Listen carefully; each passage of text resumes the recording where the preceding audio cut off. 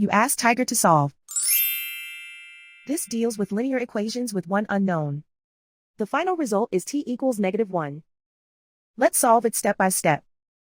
Group all t terms on the left side of the equation. Add 2t to both sides. Group like terms. Simplify the arithmetic. Group like terms. Simplify the arithmetic. Group all constants on the right side of the equation. Subtract 6 from both sides.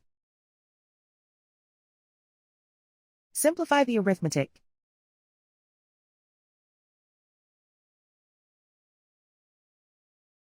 Isolate the t.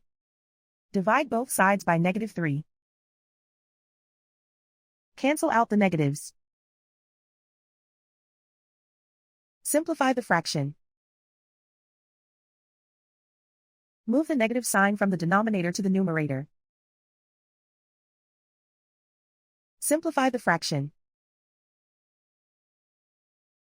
And so the final result is t equals -1.